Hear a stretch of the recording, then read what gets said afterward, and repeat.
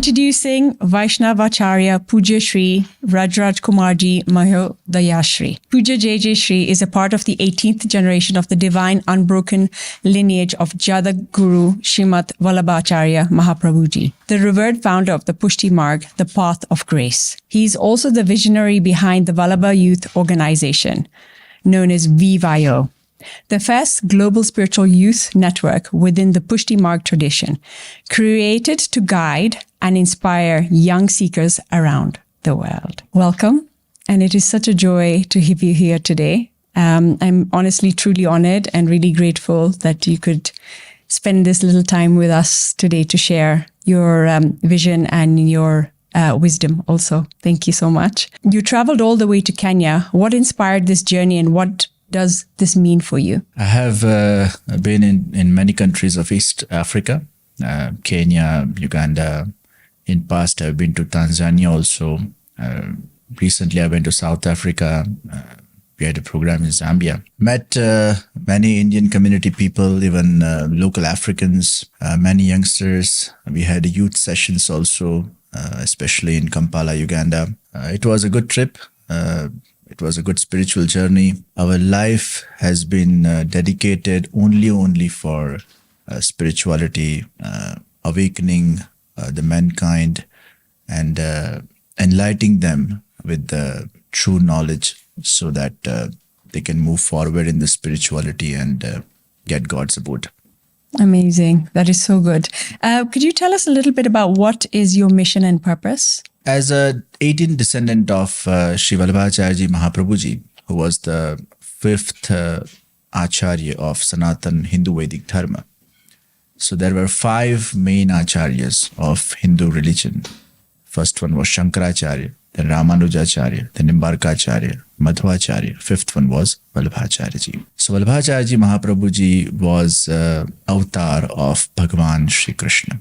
When Mahaprabhuji was doing the Prithvi Parikrama, the Parikrama of Bharat, he went to Pandharpur to do the darshan of Vithobaji. At that time, God inspired him that you get married and I want to be your son.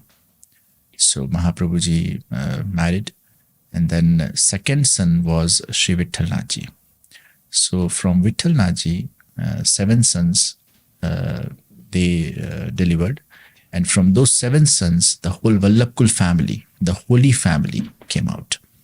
So as an 18th descendant of Shri Vallabhacharya Mahaprabhuji, our first goal and mission is to take forward the principles of Vallabhacharya Mahaprabhuji to each and every person on this earth. So Shri Vallabhacharya taught us that to do bhakti, you don't have to leave the family.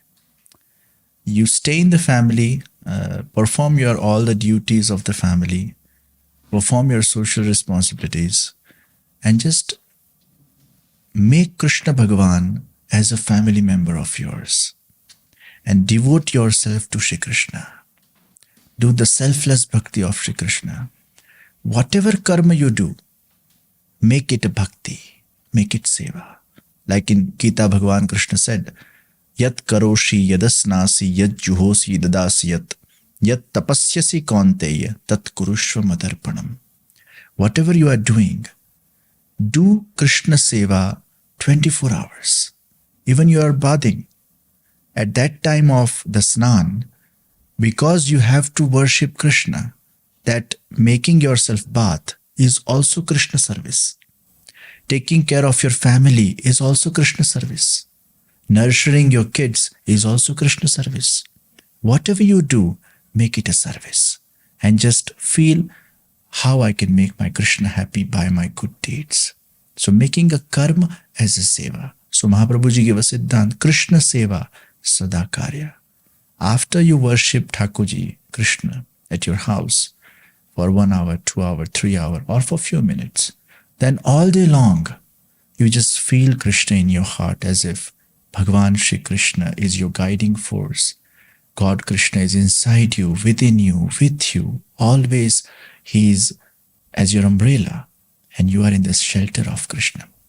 So with Krishna Bhakti, with Krishna Dhyan, with Krishna Kirtan, with Krishna Seva, how an individual can attain that eternal bliss for which each and every mankind is seeking for.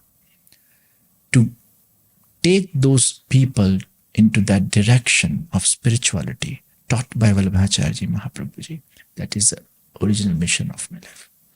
And when you talk about seva, what kind of seva? Like, is it like for me? Is it the always having Krishna at the back of your mind, always physically, thinking about him, or is there like something specific you do in that seva? So Mahaprabhuji and Shri Gusainji, they gave a very unique concept of how to do Thakurji's seva at your house. Mm-hmm. So there is a very special setup. There are special gadijis made up. There are special ornaments, special clothes, a very special, unique way of putting the clothes, a unique way of bathing Krishna. And you just worship Krishna as a bhav of Yashodaji, Nandraiji, like Shri Krishna's mother and father, they used to do seva of Thakurji. Like the Gopijans, they were doing seva of Thakurji. Like Radhaji, Swamniji doing seva of Thakurji in the Golok Nikunj. So it's not that you have only a bhav of Bal Krishna, a small kid, but you can do seva with different bhavs. Like Mahaprabhuji said, Sarvada Sarva Bhavena Bhajaniyo Vrajadipaha. So you can have a bhav of as if God is your kid. You can have a bhav as if God is your sakha, your friend. You can have a bhav as if God is your husband. You can have all different kinds of bhav. Whatever bhav you have, just attach that with Thakurji. Bhav is something which gives you an attachment. Unless and until you don't get attached with Krishna, you cannot get detached from the materialistic pleasures and the materialistic world. We all are seeking bliss. We are not getting it. What we get from the materialistic world, that is a pleasure, which is only for time being. That is just a simple pleasure. We get the illusion of the bliss, but not actual bliss. Actual bliss we only get when we get the shelter of Shri Krishna, because he is bliss. He has Anand. Material objects doesn't have Anand. They will just give you pleasure. And more you get pleasures, more you become hungry to get them more and more. But at the end of the life, to the last breath, you cannot get that eternal bliss. When you serve Krishna, at some point of the stage of the life, Krishna can be felt within you in a form of bliss. So beautiful. Wow. I truly believe that also. Absolutely. Even the way I do my seva with my baby Krishna, and just the feeling him inside your heart, inside you, and it's true. There is no other permanent joy in the world that you can get. It's all temporary, and the joy you get from seva is probably the only permanent joy you can find in this materialistic world. What is Vivayo? Vallabh Youth Organization, Vivayo, first ever spiritual network organization of Pushti Marg, which was started by Jagadguru Shri Vallabhacharya Mahaprabhuji. So different sects, they have their network structured organization. So Vivayo is the first international structured spiritual network organization of Pushti Marg. We have a target of uniting 5 million Vaishnavas worldwide. We get an opportunity. We are building the centers. Wherever the Vivayo centers are there, temples are there. Apart from the darshans, we have spiritual gatherings, weekly, monthly satsangs with bhojan for our Hindu community. So people gathers, they do darshans, they do satsangs. We have a very unique pattern of satsangs in Vivayo. People can meditate, do sankirtans, and then hear life lessons from the discourses. We have a special Vivayo education program going on worldwide for 6 to 16 years kids. It's mainly based on Hinduism. It has a flavor of Pushti Marg, the philosophy of Mahaprabhuji. Ultimate goal is to how you can make a kid a good human being. We have many programs, online programs going on for youngsters also, over 16. We have online education programs going on so they can learn about Pushti Marg. Apart from the religious and the spiritual activities, Vivayo is working on many humanitarian activities, social activities. We have a blind stick program. We have a Panchamrit program, which is on Annadan, Gau Seva, medical aid program. We are helping orphan daughters to get them married. We have a rain harvesting program. We have tree plantation program. In the Corona time, Vivayo installed over 29 oxygen plants in Gujarat. And Vivayo was the first NGO in India to install that many plants in one state of India. Oh, wow. So wherever there has been such calamities, such causes where the humanity needs the organization like Vivayo and the volunteers of Vivayo, worldwide volunteers of Vivayo, they just help people in whatever way they can. So Vivayo is not only the spiritual organization, but also the humanitarian and the social organization, which is working for the mankind. Very soon we are going to start a project named Stress-Free World. It is going to be for every human being on this earth, irrespective of caste, creed and religion. It's mainly based on chakra balancing. The name of the program is Life Bliss. So with Shri Krishna's Dhyan, a very unique way of activating your chakras. By doing that, you can increase your focus levels, concentration levels. You can be more stable. You can feel the connection with Krishna. It's going to be very, very beneficial for today's young generation.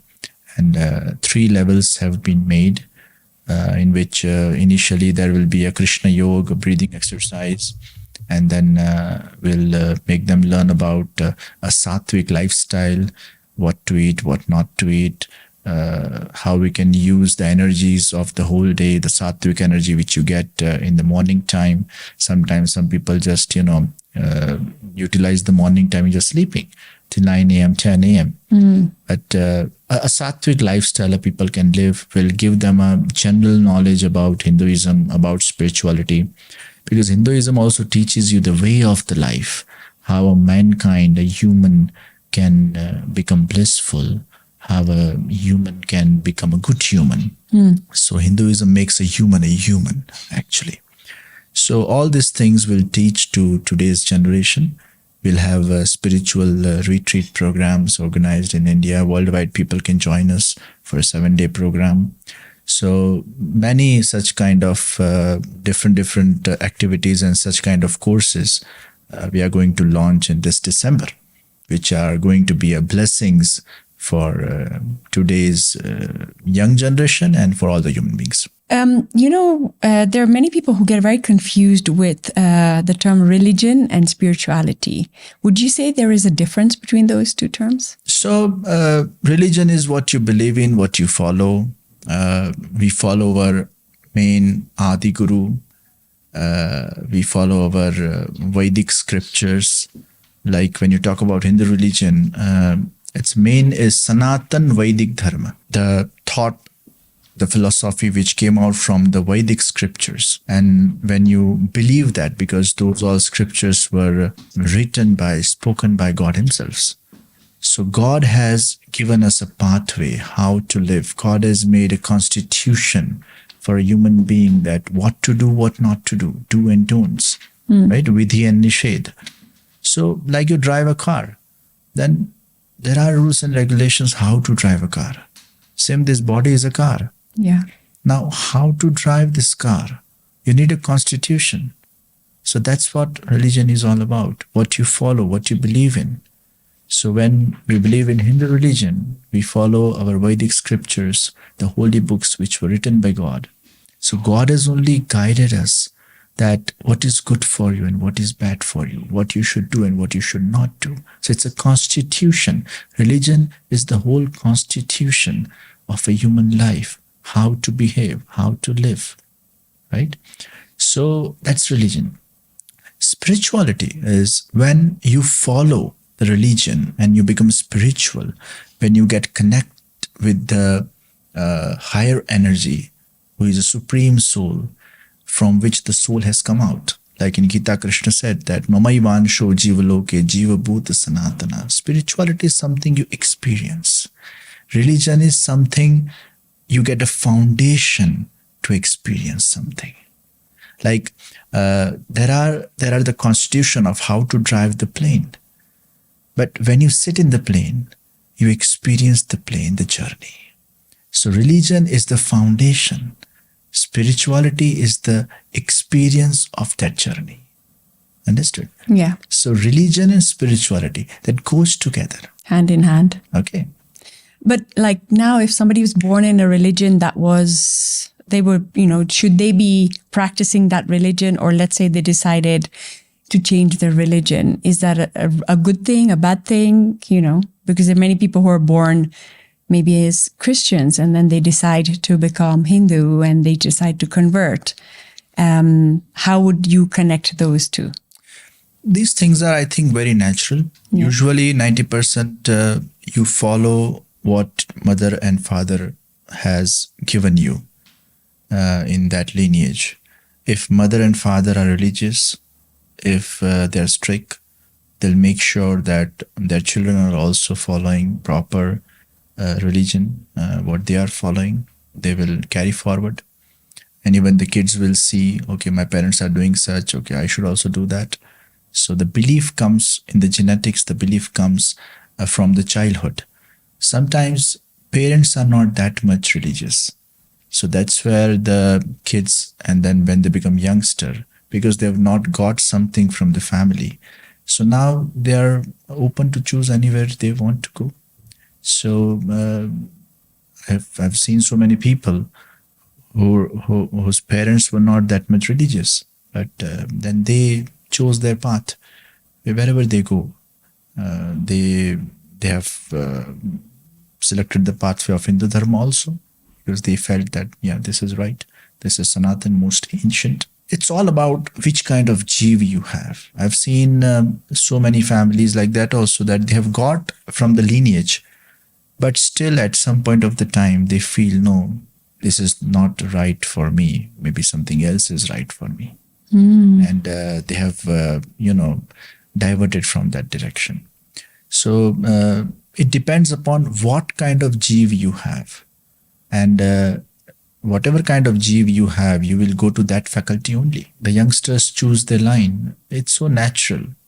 From some have an interest from the childhood only that, okay, I'll become a doctor. You were meant to become a doctor. That was programmed. That was God's wish. So whatever is God's wish, that's what is programmed in yourself, and you will go to that direction only. You must have heard about Ras Khan. He got the birth in a Muslim family. But then he was in love with Mohini. He loved Mohini to an extent that every now and then he was thinking about Mohini. Mad behind Mohini. Once upon a time, two Vaishnavas were doing satsang and they were talking about this Ras Khan. See, he's so mad behind Mohini. The way he's mad behind Mohini, if he gets mad behind Thakurji, Srinathji, Krishna, maybe Krishna will give darshan to him one day. He heard this and something clicked inside. I'm wasting time in this Mohini. That Mohini doesn't care for me. But if I love God, would God accept me? So he asked those two persons that, okay, you have any picture of his? He gave a picture of Srinathji. After seeing a picture, he felt that connectivity inside. Oh, I belong to him. I don't belong to Mohini. Now I'm enlightened, awakened. He ran and went to do darshan of Srinathji. Before doing darshan, he had to, go through many hardships. People didn't let him go enter. They hit him. They thought, oh, he's a gangster kind of person. But then he waited for 2-3 days. And then Srinathji came and gave him a darshan, accepted him. So that's a jiva which you have. Even though you are in the Muslim family, but the jiva inside you, is connected to Krishna, then no power in this world can stop you going towards Krishna. In the same way, if you are in some other family, other religion family, and if you are belonging to other God, then it's an attraction. It's a natural faith, trust, love.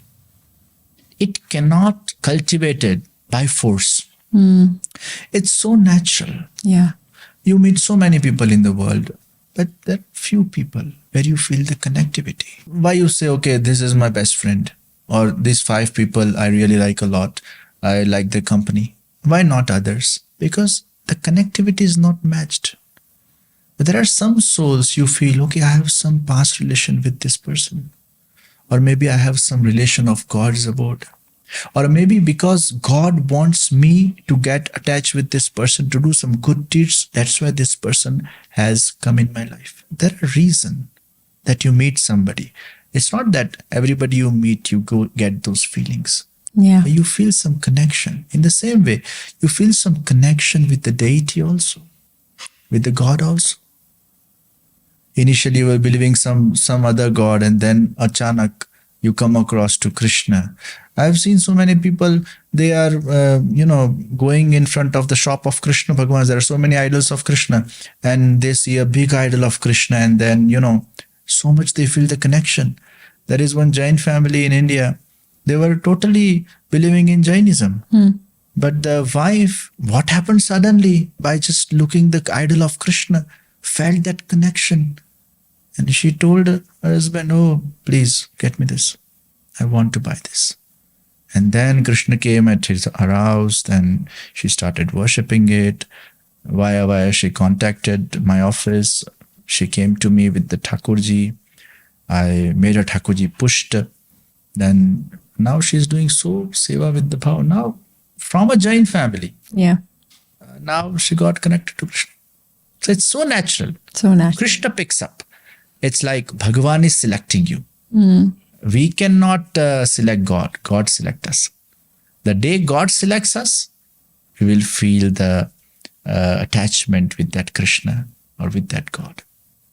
He carves the path for us. This podcast was created to remind you that we are all on this wellness journey together. If you're enjoying these conversations here, I'd love for you to subscribe, share, and spread this love. Your support means the world to us, and it really helps this community grow. With gratitude, lots and lots of love, always. Before we close, is there something in your heart today that you feel like we still haven't spoken about or we need to really share? I would just tell everybody that believe in God firmly, whichsoever God you believe. As we know the powers of God, Shri Krishna, Bhagavan Shri Krishna is supreme, and all the gods, goddesses, Devi, Devatas, they have come out from Krishna. Krishna Bhagavan is the Bhagavan to whom you can love, you can feel the relationship with, get attached with Krishna, chant Krishna's name, feel Krishna within you, have strong faith in Krishna, and just selfless devotion. Don't ask anything from God. Because if you ask anything and if God doesn't fulfill your wish, then you will lose the faith. And that's why Vaishnavacharya Mahaprabhuji taught us, Prarthiteva tatakim syat swamya vipraya sanshayat. Don't do prarthana. Don't pray for your own well-being. Pray for everybody. Pray in the sense, just feel in front of God that, hey God, I'm yours, you are mine.